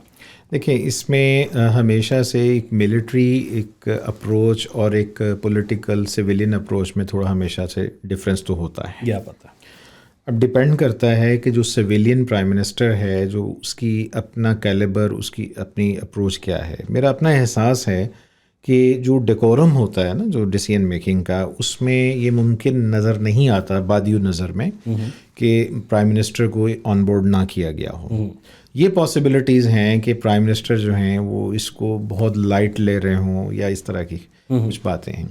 تو اس لیے یہ جو ورژنس کا اختلاف ہے اس کا ظاہر ہے یہ اسپیکولیٹو ہے، چاہے وہ مشرف کی ان دا لائن آف فائر ہو یا نسیم زہرا کی کتاب ہو سارا. تو اس لیے یہ بہرحال ان بہت سارے معاملات کی طرح پاکستان کی تاریخ کا ایک سوالیہ نشان موجود ہے. ہمارے پاس ورژنس تو دونوں موجود ہیں، لیکن بینگ اے ہسٹورین میرے لیے ورڈکٹ دینا اس موقع پہ شاید اتنا آسان نہیں ہے کہ میں یہ کہوں کہ نواز شریف صاحب کو بالکل ہی معلوم نہیں تھا. میرا احساس ہے کہ انہیں کچھ نہ کچھ آئیڈیا تھا. نواز شریف صاحب نے خود بھی کہا تھا کہ مجھے نہیں پتا. دیکھیں وہ تو بہت ساری چیزیں پولیٹیشین تو میں نواز شریف صاحب تو بہت چھوٹی مثال ہیں. مولوی اے کے فضل الحق کے بارے میں مشہور تھا کہ وہ ابھی اندر جا کے کوئی بات کرتے باہر نکل کے بالکل 180 ڈگری بات کر دیتے تھے. اور پھر بعد میں پوچھتے تھے کہ کیسا رہا. تو سیاستدان کا تو دیکھیں نا مطلب ٹیمپرامنٹ ہے یہ ایک دلچسپ ایک سائیکالوجی ہے. بالکل. تو اس لیے نواز شریف صاحب کی اس بات کو ظاہر ہے میں نہیں سمجھتا کہ یہ بالکل حتمی ہے. اصولی بات یہ ہے کہ جب بھی ٹاپ ڈیسیژن میکنگ ہوتی ہے جنرلی آپ دیکھیں تو اس میں یہ ممکن نظر نہیں آتا کہ پرائم منسٹر کو بالکل ہی آن بورڈ نہ لیا گیا. آئی تھنک سر اس میں اوون بینٹ جونز کی کتاب، جی بینٹ جونز، بالکل صحیح، اس میں تھوڑا سا درمیانی راہ لی گئی ہے کہ نواز شریف صاحب کو یہ بتایا گیا تھا کہ یہاں پر کچھ کشمیری فریڈم فائٹرز ایکٹیویٹی کر رہے ہیں، ان کو یہ نہیں بتایا گیا تھا کہ یہ کشمیری فریڈم فائٹرز بھی ہیں. یہ بات ٹھیک ہے، آئی تھنک یہ صحیح ہے، مناسب رہا. بالکل. اچھا اسی وار آن ٹیرر میں، کیونکہ ایک تو میں وار آن ٹیرر کے امپیکٹس جاننا چاہوں گا آپ سے اس کشمیر کے اوپر، کہ یہ ایک ٹاپک بنا ہوا ہے آج کل، وار آن ٹیرر کو ریلیٹ کیا جاتا ہے چیزوں کے ساتھ اور پاکستان سے بڑا تھا. اور اسی سے میں چاہوں گا آپ جوڑتے ہوئے یہ بتائیں کہ یہ جو مشرف 4 پوائنٹ فارمولہ تھا اور جو مشرف نے اپنی کتاب میں بھی ڈسکس کیا ہوا ہے، اور پھر ان کے خورشید قصوری صاحب کی کتاب تھی neither a ہاک Noor a do, تو کیا یہ واقعی کوئی فارمولہ تھا یا صرف یہ سفارتی لیول پر ایک ڈسکورس تھا؟ میرا خیال ہے کہ جو مشرف، اس بات کو میں پہلے تر کر لیتا ہوں. دیکھیں یہ بات کافی عرصے سے یہ پاکستان کے مقتدر حلقوں میں ایک گردش کر رہی تھی. ٹھیک ہے. لیکن میرا خیال ہے کہ یہ کوئی باقاعدہ کوئی پلان یا کوئی ایک ریٹن ڈاکیومنٹ نہیں تھا، ایک تجویز کے طور پہ، ایک آئیڈیا کے طور پہ فلوٹ کر رہی تھی یہ بات. اور اس بارے میں یہ بالکل ایسے ہی ہے جیسے آج بھی ہمارے ہاں مسئلہ کشمیر کے حل کے زمرے میں کم از کم 5 حل تو ایسے ہیں جو بالکل کرسٹلائزڈ ہیں، بالکل، جو کہ ڈسکس کیے جاتے ہیں. اس کے علاوہ بھی لوگ کئی مختلف رائے دیتے رہتے ہیں. تو مشرف صاحب کی اس بات کو ذرا ان کی ایک بطور ایک تجویز کے، ایک آئیڈیا کے طور پہ تو ڈسکس ہم کر سکتے ہیں، لیکن یہ کوئی ویل سیٹلڈ پلان اس کو کہنا یہ مشکل ہوگا سر. اچھا. اور وار آن ٹیرر کی ذرا کشمیر کی وار آن ٹیرر جو ہے یہ بڑا بدقسمت فیز ہے، نہ صرف ہمارے لیے، پوری دنیا کے لیے. اس کے جو میری نظر میں سب سے بڑا نقصان یہ ہوا ہے کہ اگر انٹرنیشنلی دیکھیں تو جس کا تعلق پھر ہم کشمیر کے ساتھ جوڑ دیکھ سکتے ہیں. امریکن جو ڈیسیژن میکرز ہیں ان میں وہ گروپ جو کہ عیسائیت اور اسلام کی جنگ پر بیلیو کرتا تھا، وہ 9/11 کے نتیجے میں بہت زیادہ پاورفل ہوا ہے. یہ آپ کلیش آف سویلائزیشن سے تو ریلیٹ جی، میں اسی کی بات کر. ٹھیک ہے. اور اس میں بش انتظامیہ کا بڑا میرے نزدیک ایک انتہائی، اگر آج کے سیفلی آئی کین سے کہ ایک کرمنل ایکٹ تھا. بالکل. دنیا کو دوسرے لفظوں میں ایک نئے آگ میں جھونک دینے کے مترادف ہے، جس کے اثرات ہم ابھی تک بھگت رہے ہیں. تو ایک تو یہ ٹرینڈ ڈیولپ ہوا، بہت تیزی سے پاپولرائز بھی ہوا اور یہ بکا بھی کچھ عرصے کے لیے، اور شاید ابھی بھی ہے. اس کا نقصان کشمیر کے مسئلے کے لیے بہت زیادہ ہوا ہے، چونکہ ریجنل لیول پہ انڈیا نے اس کو بہت شدت سے ایکسپلائٹ کیا ہے. بالکل. انڈیا اسی وجہ سے 9/11 کے بعد سے کشمیر کے معاملے میں پاکستان کو ایک دہشت گرد ملک قرار دلوانے کی اپنی کوششوں میں کافی کامیاب رہا. بالکل. اسی وجہ سے آپ دیکھیں کہ 9/11 کے بعد سے امریکی رائے عامہ میں وہ جو ایک پہلے دہائیوں میں پاکستان کے حوالے سے کچھ نرم گوشت تھا بھی، وہ بھی ڈیمیج ہوا ہے. ایک تلخ سچ ہے. حتیٰ کہ کانگریس کے ممبران کے اگر آپ اپروچ دیکھ لیجئے کہ 9/11 کے بعد سے آج تک ہماری اس طرح سپورٹ نہیں رہی کشمیر کوز کے حوالے سے، جس طرح ہو سکتی تھی. اور یہی وہ ایک بڑی وجہ ہے جس کی وجہ سے پاکستان کی بہت ساری حکومتوں کو بنسبت ماضی کے تھوڑا سا اپنا بیکورڈ آنا پڑا، جس میں نتیجے میں ہمارے یہاں پھر مخالف لوگ کہتے ہیں اچھا یہ انہوں نے کشمیر بیچ دیا، وہ کہتے ہیں انہوں نے کشمیر بیچ دیا، اور یہ سلسلہ ابھی تک جاری ہے سارے۔ گراؤنڈ ریالٹیز میرا خیال ہے کہ مسئلہ کشمیر کے مستقبل اور اس کے حل کے حوالے سے اور ہمارے امکانات کے حوالے سے اسی وجہ سے بہت زیادہ تلخ ہو چکی ہیں، مشکل ہو چکی ہیں۔ یہ چیز ہمیں نا مطلب صرف حکومتی سطح پہ نہیں، عوامی سطح پہ بھی ہمیں اس شعور کو تھوڑا سا بیدار کرنے میں ہمیں اپنا رول پلے کرنا چاہیے، اکیڈیمکلی اس پہ ڈسکورس ہونا چاہیے۔ ظاہر ہے پاکستان آج اس پوزیشن میں نہیں ہے کہ ہم اسی 1949 کی قراردادوں کے مطابق ہم معاملے کو اسی طرح منوان حل کروا سکیں۔ Before I go towards the ending والی سائڈ، میں ایک آپ سے اوپینین لینا چاہتا ہوں۔ یہ اسپائی کرونیکلز نام کی کتاب آئی تھی اے ایس دلت اور لیفٹیننٹ جنرل اسد درانی کی، کافی چبھتی ہوئی کتاب تھی۔ اس میں دلت صاحب نے بھی اور یہاں سے بھی انہوں نے بھی ایگریمنٹ شو کیا تھا، وہ یہ تھا کہ یہ کشمیر دونوں ممالک کی افواج کے لیے پرٹیکولرلی اتنا امپورٹنٹ پوائنٹ بن چکا ہے کہ یہ چاہ کر بھی اس کو حل نہیں کر پائیں گے۔ آپ کو لگتا ہے کہ اس میں کچھ صداقت ہے؟ پارشل ٹروتھ ہے جی، ٹھیک ہو گیا۔ اس کی ریزن میں مختصر عرض کرتا ہوں۔ یہ واقعی چونکہ اب یہ سٹیکس بہت زیادہ ہیں، اسی لیے ایک طرح سے کہ یہ ایک وہ کہتے ہیں نا گابھن گائے ہے یہ کشمیر کا مسئلہ، اور اس میں پھر ظاہر ہے بہت سارے لوگوں کے انٹرسٹ بھی انوالو ہو جاتے ہیں۔ ٹھیک ہے، تو میں بالکل ایک پریگمیٹک میں بات کر رہا ہوں کہ ایک نیچرل ہے کہ پھر جب بہت سارے ادارے اور دیگر جو چیزیں اسٹیک ہولڈرس کے جب اسٹیکس بڑھ جائیں گے تو پھر یہ ٹینڈنسی ہو جاتی ہے۔ یہ صرف ہمارے ہاں نہیں ہے، یہ یونائٹڈ اسٹیٹس میں ہے، پینٹاگون میں ہے، ملٹری انڈسٹریل کمپلیکس بالکل ہوتی ہے۔ آپ کا کیا خیال ہے کہ وار آن ٹیرر جو ہے وہ صرف وار آن اگینسٹ ٹیرر ہے؟ نہیں، وہ تو ایک چھوٹی سی بات ہے۔ اصل ہے وہ ریسورسز ہیں، سورسز کا جنگ، یعنی آج کی جدید دنیا میں جنگیں کیوں ہو رہی ہیں؟ تو یہ میرا خیال ہے ریجنل لیول پہ مسئلہ کشمیر یہ پاسبل ہے۔ ٹھیک ہے سر، کشمیریز کی جو ہوم گرون اسٹرگل ہے کہ وہاں سے ہمیں کوئی اتنی بڑی طاقت کبھی نظر نہیں آئی جنہوں نے اسٹارٹ کی ہو، اور وقتاً فوقتاً ہر تقریباً میرے خیال سے 12 سے 20 سال کے درمیان ایک آواز بلند ہوتی ہے لیکن بہت جلدی دب جاتی ہے۔ وہ تو ہمیں سمجھ آتی ہے کہ انڈیا کی جو افواج ہیں بہت سخت ہائی لیول کنٹرول کی، اسپیشلی جو اسپیشل انڈین ایکٹ آیا تھا، انڈین آرمی ایکٹ، اس کے بعد تو ان کا ہاتھ بہت ٹائٹ ہو گیا۔ لیکن کشمیریوں کے اندر سے کوئی اس طرح کی آواز بلند ہونے کے چانسز آگے ہیں، یا ہسٹری میں اس کی ہمیں کوئی زیادہ اچھی مثال ملتی ہے؟ دیکھیں، اگر مجموعی طور پہ کشمیریوں کی تاریخ دیکھیں نا تو ان کے مزاج میں وار نہیں ہے۔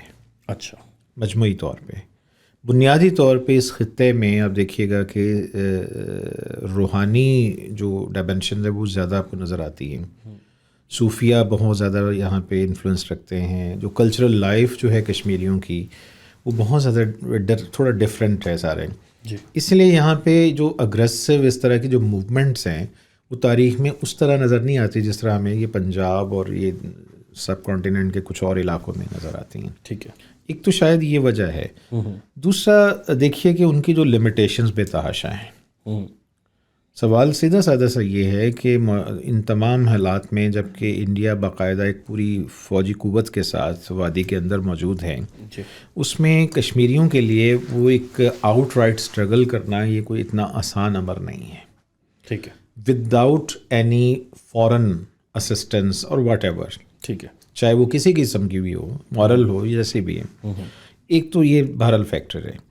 اس سے پھر یہ بھی ہے کہ کشمیر کا مسئلہ جو ہے ظاہر ہے دو بڑی طاقتوں کے درمیان ہے، اگرچہ انڈیا اور پاکستان کی فوجی عددی قوت کا کوئی کمپیریزن ہی نہیں بنتا، جی جی، تو لیکن اس کے باوجود خطے کی دو بڑی طاقتیں ہیں جن کے درمیان یہ ایشو، اور اس میں ظاہر ہے کشمیریوں کا سوال بہرحال اہم ترین ہے۔ بالکل، کشمیریوں کی انوالومنٹ کے بغیر یہ ممکن نہیں۔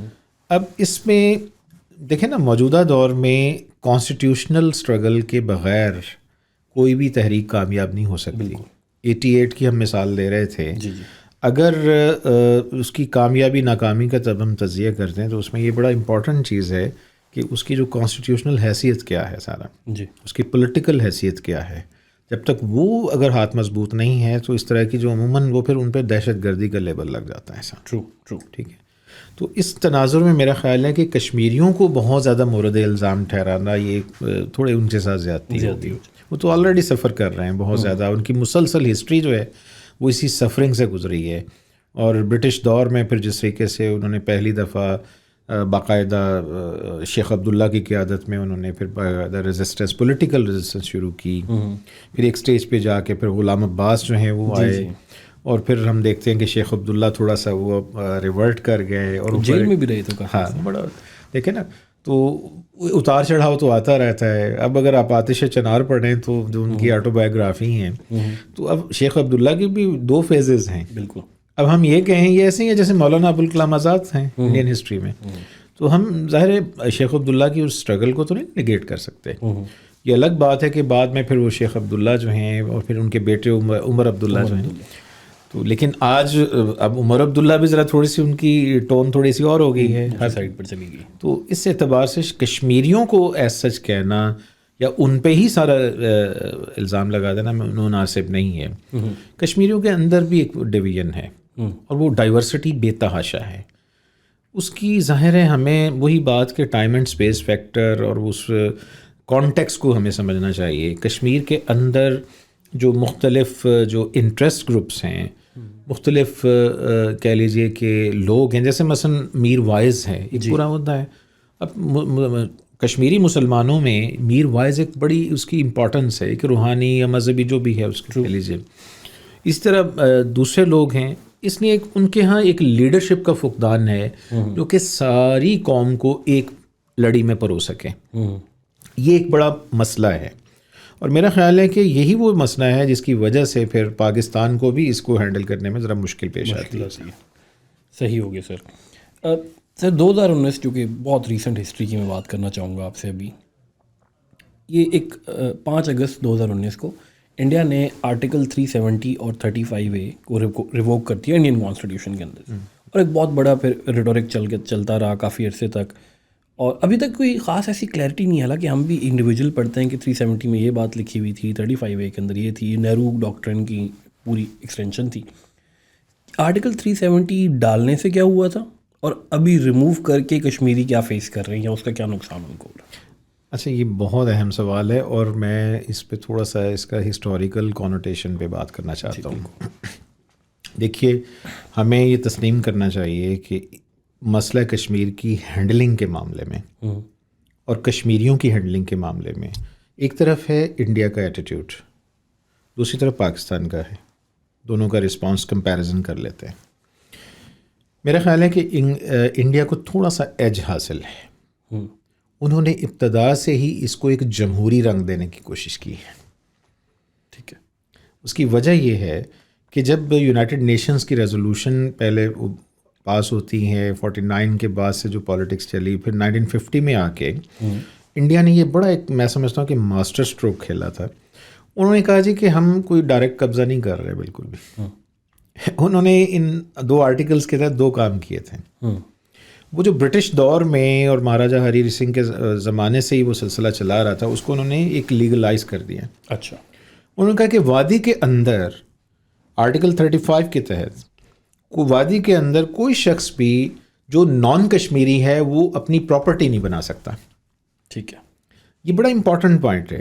اگر ہم اس کو گریب کر لیں تو ہم آج کی صورتحال کو بھی اچھی طرح سمجھ پائیں گے. ٹھیک ہے. دوسرا جو تھا آرٹیکل 370، اس سے وہ اصل چیز ہے، اس میں یہ ہے کہ کشمیریوں کو ایک طرح سے تقریباً خود مختاری دے دی گئی. بالکل، ان کے لیے اسمبلی بنا دی گئی. ان کو حتیٰ کہ 3 مین سٹریم محکمے جو تھے وہ کرنسی تک جو ہے وہ اس میں دے دی گئی. بالکل ٹھیک ہے، اور یہ بہت بڑی بات ہے. ٹرو. اب اس کے کمپیریزن میں دیکھیں ہم نے کیا کیا ہے، اس پہ بات تو ہو سکتی ہے، لیکن یہ بہرحال انڈیا اس چیز کو بھی کیش کرنے میں کامیاب رہا ہے. ہم نے یہ کیا کہ آزاد کشمیر میں آج تک آزاد کشمیر کی حکومت کے حوالے سے ہمارا عام تاثر ایک زبان زدہ عام ہے کہ جس کی مرکز میں حکومت ہے اسی کی حکومت وہاں پہ ہے. بالکل، اور صحیح بھی ہے یہ. اور یہ دیکھا نا، میرا خیال ہے کہ پاکستان یہاں پہ مس کر گیا ہے چیز. وہ کہتے ہیں ٹرک مس کر گیا ہے. اچھا، اگر ہم پہلے دن سے ہی تھوڑا سا یہاں پر حوصلہ رکھتے کشمیریوں کو آزاد کشمیر کے اندر، پھر اسی طرح پھر آگے چلیں ذرا، 1970 کے بعد ہم نے جو گلگت بلتستان جو کہ بہرحال کشمیر ہے تھا، کشمیر کا حصہ تھا نا، ہم نے اس کے حوالے سے بھی تھوڑی سی ٹیکنیکلی کچھ مس ہینڈلنگ کی ہے. اچھا اس چیز کو بھی ظاہر ہے انڈیا پھر بہت زیادہ پروپیگیٹ کرتا ہے کہ ہم نے گلگت بلتستانیوں کے حقوق پہ ان پہ ڈاکہ ڈالا ہے، اور یہ چیز آج تک اسی لیے اس کا جو لیگل سٹیٹس ہے وہ انڈر کویشچن ہے. ٹھیک ہے، میرا یہ خیال ہے کہ اس معاملے میں آرٹیکل 370 اور پھر 35 جو ہے اس میں انڈیا نے بڑا ایک بہتر پلے اپ کیا ہے. اچھا، مودی نے جو کام کیا ہے یہ اس لحاظ سے تو پاکستان کے حق میں بہتر ہوا ہے کہ وہ آرٹیکلز کے تحت ہی انڈیا آج تک اپنی انٹرنیشنل جو پروپیگنڈا تھا اس کو سسٹین کرتا آ رہا تھا. بالکل، لوگوں کی نظروں میں وہ معتبر بنا ہوا تھا، بالکل وہ قائل کروا چکا تھا کہ دیکھیں ہم نے تو ان کو رائٹس دیے ہوئے ہیں سارے، ہم نے کوئی قبضہ تھوڑی کیا ہوا ہے سارا. اب مودی نے جو کیا ہے نا کام کہ اس کو ریووک کر دیا ہے، اس کا مطلب یہ ہے کہ اب یہ وہی کام ہوا ہے جو کہ ہم نے آزاد کشمیر میں کیا. اچھا، یعنی اب ایک طرح سے انڈیا کی وہ ساری پالیسی جو ہے ریورس ہو گئی ہے سر. اس سے اب پاکستان کی میرا خیال ہے اب ہماری ذہانت کا امتحان ہے کہ ہم اس کو کیسے کیش ان کرتے ہیں. اچھا، لیکن اس میں ایک بڑی ہرڈل ہے ہمارے اینڈ پہ.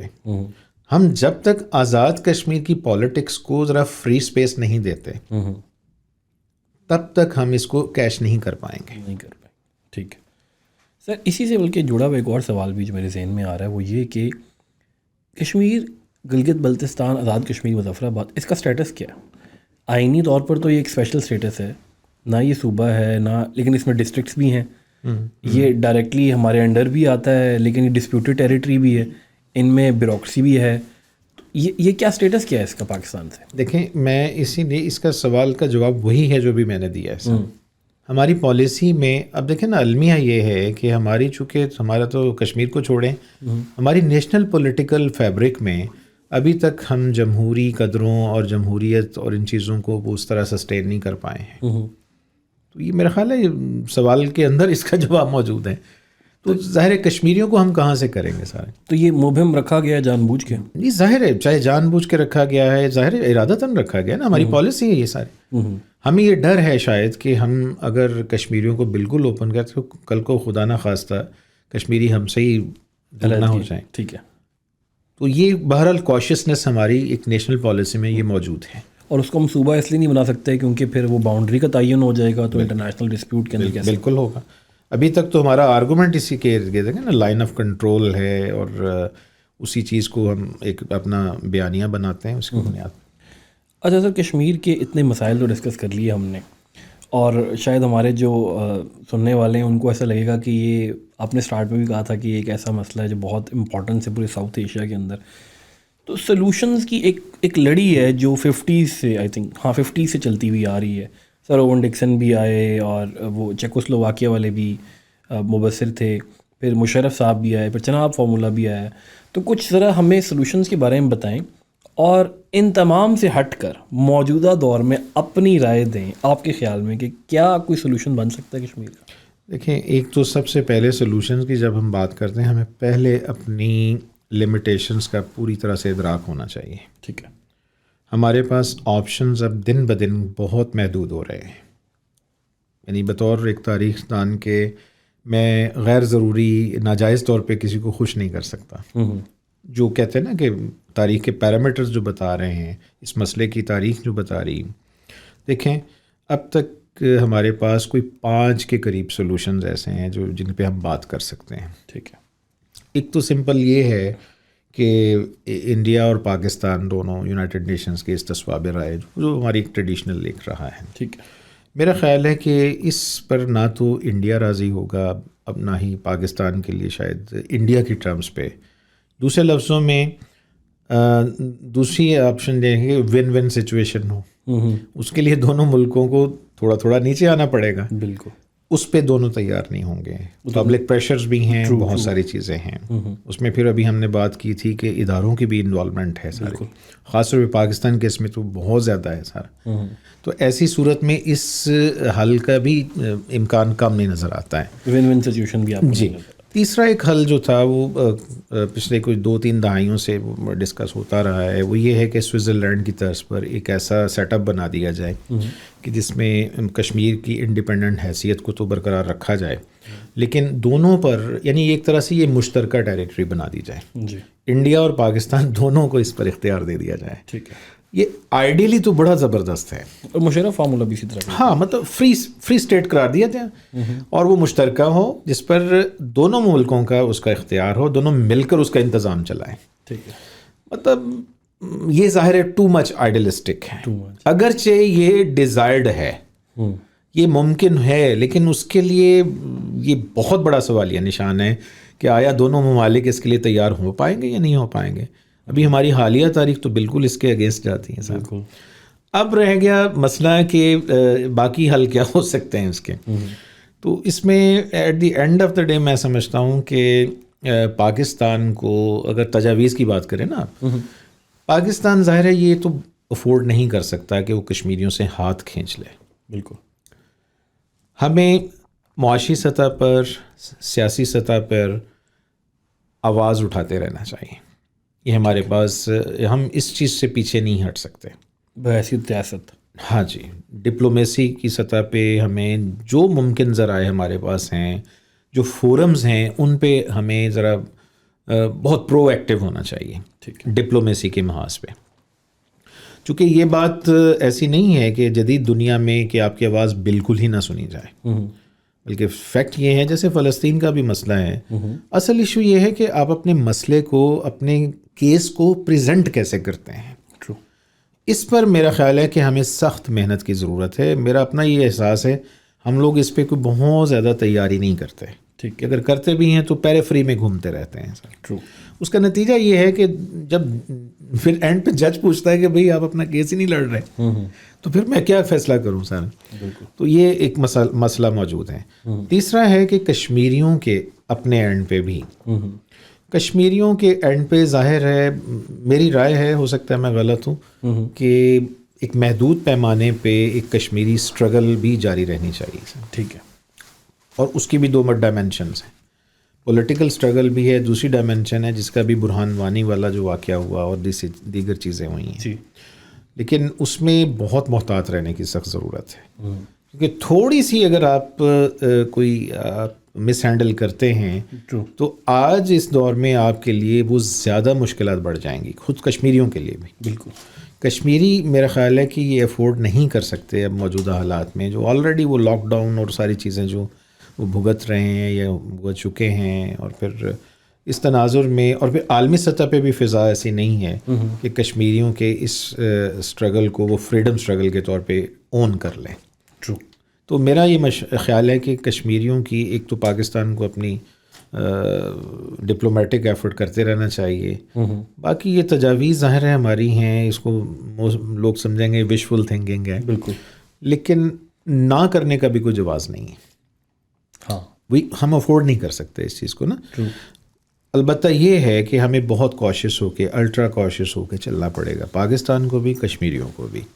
اور at the end of the day ظاہر ہے جو مستقبل کے حوالے سے گاڈ نوز بیٹر کہ کیا ہوتا ہے, لیکن جو پیرامیٹرز ہیں وہ بتا رہے ہیں کہ یہ مذاکرات چلتے رہیں گے. آئندہ جو مجھے 10 سال کم از کم جو نظر آ رہا ہے یا میں محسوس کرتا ہوں, تو یہ اسی طرح یہ کچھ سلسلہ چلتا رہے گا. We should not expect some drastic decisions about Kashmir. اچھا سر, پاکستان میں نا اکثر وہ دکانوں کے اوپر لگے بھی ہوتے ہیں کشمیر کی آزادی تک ادھار بند ہے. We are so confident about it کہ یہ سالو نہیں ہونا. اس ضمن میں وکٹوریا اسکوفیلڈ کی کتاب ہے بہت اچھی, کشمیر ان کانفلکٹ. اس میں انہوں نے خیر دونوں سائڈس کے علیحدہ آرگومنٹ دی, پھر ایک اپنا تجزیہ پیش کیا تھا, اور اس میں وہ یہ بات کرتی ہیں کہ شاید دونوں ممالک کی ہی گورنمنٹس سنسیئر نہیں ہیں کشمیر کے ایشو کو سالو کرنے میں. آپ کو ایسا فیل ہوتا ہے کہ کوئی سنسیئرٹی کا فقدان ہے دونوں سائڈس پر؟ دیکھیے, سنسیئرٹی کا ایک ہسٹورین کی نظر میں جو ایویڈنس ہے وہ ہے سرکمسٹینشل ایویڈنس. بالکل ٹھیک ہے. اس کے حساب سے دیکھا جائے تو کہیں کہیں محسوس ہوتا ہے کہ ہم تھوڑا ریلیکٹنٹ ضرور ہیں, باوجود ریلیکٹنٹ ہیں. انڈیا بھی؟ جی بالکل, انڈیا بھی. انڈیا دیکھیں نا, مطلب جب بھی الیکشنز کے نزدیک آتے ہیں تو لائن آف کنٹرول پہ فائرنگ شروع ہو جاتی. دیکھیے یہ ذرا کچھ میننگ فل سمٹمز ہیں. میں ایک مثال دے کے سمجھاتا ہوں کہ جیسے کولڈ وار ایرا میں اب KGB اور CIA اور سارے ان کے مسائل تھے, لیکن ان کو اب کیسے پروو کرنا ہے اٹس ناٹ ویری ایزی.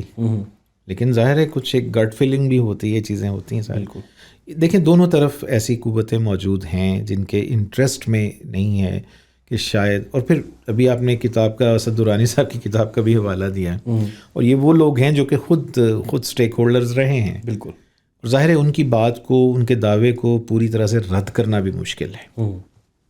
ٹھیک ہے سر, لاسٹ میں basically I wanted to listen to your argument on that. Argument نہیں, اٹس اے تھنگ کہ اگر آپ کو بارڈر کے اس طرف مقبوضہ کشمیر کے لوگوں کو کوئی پیغام دینا کا دل کرے یا کچھ بولنا چاہیں ان کے لیے چند الفاظ کہ وہ کیسے زندگی گزارے ہیں, کیا ہو رہا ہے, کیا فیوچر ہو سکتا ہے, تو ان کے لیے کیا پیغام دیں گے؟ جد و جہد جاری رکھیں.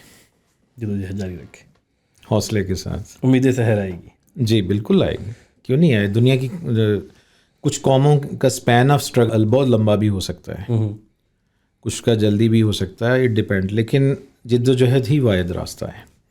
اور دوسری چیز ہے کہ ود ان دیم سیلز تھوڑا سا انہیں نا یونٹی زیادہ سے زیادہ ڈیولپ کرنی چاہیے.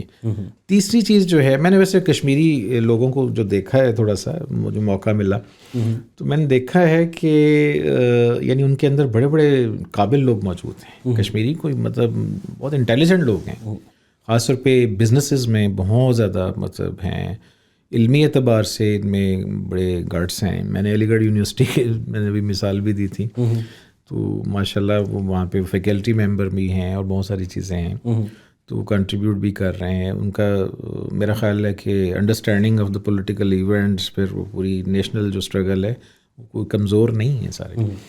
تو اسٹرگل جاری رکھنی چاہیے. اسی طرح یہ ضرور ہے کہ کشمیری کچھ چند سالوں سے پاکستان کی طرف سے تھوڑا سا پیسو ہوئے ہیں. ہماری سائڈ والے, ادھر والے, اچھا ادھر والے ہماری طرف سے پیسے ہو گئے, یعنی انہیں شاید اب اتنی امید نہیں ہے نہیں رہی کہ ہماری طرف سے کوئی ایکٹیو کوئی ہماری سپورٹ ہماری طرف سے. اس کا کیونکہ I want to play the devil's advocate here, اور ہم اینڈنگ کی طرف ہی ہیں بالکل. تو اگر میں ایک انڈین کشمیری ہوں اور میرے پاس ایک پاکستانی شخص آتا ہے اور کہتا ہے کہ آپ ہمیں جوائن کریں اور جدوجہد کریں, اور یہ پیغام آپ کا بڑا ولولے والا پیغام دیتا ہے, تو میں کیوں اسٹرگل کروں؟ پاکستان میں کیا مجھے دے گا؟ غربت کے لیے اسٹرگل کروں, مہنگے تیل کے لیے کروں, 7-8 کنٹریز میں پاسپورٹ ایکسیپٹ کیا جاتا ہے اس کے لیے. یہ سوال ریسیپروکل ہے. ریسیپروکل کیسے؟ دیکھیں نا, مطلب یہ تو ہم یہاں بیٹھ کے اپنے, یہ ایسے ہی ہے کہ میں کہتا ہوں کہ پاکستان کے حالات اچھے نہیں ہیں. سوال یہ ہے کہ کیا انڈیا کے حالات بہت اچھے ہیں؟ اچھا نہیں, اکنامک اقتصادی اعتبار سے ٹھیک ہے, تو بہتر ہے. دیکھیں فگرز کی بات اور ہے, ہاں بات ہے عوام کی. بالکل, جو مین آن دا گراؤنڈ ہیں, جو لیو مین ہیں, جو آپ کا جو کہتے ہیں نا لیونگ اسٹینڈرڈ ہے, بہت ساری چیزیں ہیں. دیکھیں پولیٹیکل ریٹورک میں یہ میں خاص طور پہ اپنے پاکستانی نوجوانوں کو خاص طور پہ یہ پیغام دینا چاہتا ہوں بالکل کہ نو ڈاؤٹ حالات بڑے مشکل بھی ہیں, بہت ساری ایسی چیزیں ہیں, لیکن تھوڑا سا نکل کے دیکھیں, دنیا میں اور بہت ساری جگہیں ہیں جہاں پہ حالات بڑے تنگ ہیں. اچھا, میں سمجھتا ہوں کہ بعض مسائل کے باوجود پاکستان میں امکانات بھی ہیں. اچھا, یہی چیز جو ہے وہ کشمیریوں کے لیے بھی ہے. ٹھیک ہے, دیکھیں نا, مطلب بہت سارے ایسے لیڈر ہیں جیسے سید علی گیلانی ہیں, آخر دم تک وہ پاکستان کے ساتھ رہے. بالکل. اس طرح اور بھی کافی سارے لوگ ہیں. یاسین ملک بھی گرفتار ہیں جنہیں, ہاں بالکل, بہت باکمال ان کی اسٹرگل ہے. اور دیکھیں پوری دنیا میں آپ کو اپنی اسٹرگل کو لوگوں کو قائل کروانا ہے. یہ کوئی ظاہر ایسا نہیں ہے کہ آپ کو یہ ڈر ہو کہ جی ہر بندے کو آپ دہشت گرد قرار دے دیں گے. لوگ اپریشیٹ بھی کرنے والے ہیں. چلو, لوگ تھک جاتے ہیں پھر کافی. یہ تو فطری بات ہے, فطری بات ہے نا. یہ کیونکہ میں اس آپ یہ سوچیں نا کہ 1857 سے جا کے پوری ایک صدی لگی جا کے پاکستان بنا ہے. مسلمانوں میں ایون 37 میں بھی اتنا شعور نہیں تھا. بالکل. اور مسلمان دیکھیں نا, مطلب اسٹرگل تو ہر شيء, مینڈیلا کی اسٹرگل دیکھ لیں. ٹرو. آج ہمیں شاید مینڈیلا کی آٹو بایوگرافی پڑھ لیں تو اٹس اے گریٹ موٹیویشن. یس بالکل. دیکھیں نا, چلیں اس کو چھوڑیں, ہمارے لیے سب سے بڑی رہنما نبی کریم صلی اللہ علیہ وسلم کی ذات ہے. ذرا سوچے تو صحیح طرح مکہ کی زندگی. It's a constant struggle. دنیا میں چاہے زمانہ قبل از مسیح ہے, دیکھیں اسٹرگل جب آپ کی کاز جسٹ ہونی چاہیے تو پھر ظاہر ہے اس کے لیے آپ کو ہاں پلان کریں. پلان کرنا. وہ جو بھی ہم جبرالٹر یا ان چیزوں کی بات کر رہے تھے, میں یہ نہیں کہتا کہ ہم نیتوں پہ شک کریں, لیکن یہ ہے کہ مس پلانڈ, ال پلانڈ ان چیزوں سے, اور پھر یہ اسٹرگل ایسی ہوتی ہے کہ یہ ہیپ ہیزرڈ نہیں ہوتی. بالکل. اس کے لیے پوری لیڈرشپ چاہیے ہوتی ہے. یہ ہے کرکس. جب تک آپ کی لیڈرشپ یونائٹڈ نہیں نہ ہوتی اس وقت تک آپ کی کوئی بھی عام اسٹرگل بھی کامیاب نہیں ہو سکتی سر. بالکل. تو اسٹرگل جاری رکھیں, امید سحر آئے گی اور انشاءاللہ کشمیر کے حق میں بہتر بھی ہوگا. غازی عبداللہ صاحب نے بڑے ہی پازیٹیو اور آپٹمسٹک نوٹ کے اوپر اس پوڈ کاسٹ کی اینڈنگ کی, اور اسی کے ساتھ ورلڈ ٹائمز کی طرف سے ہمیں اجازت دیجیے گا. انشاءاللہ آپ کے لیے پھر کچھ نیا لے کر حاضر ہوں گے. Thank you very much for listening to us.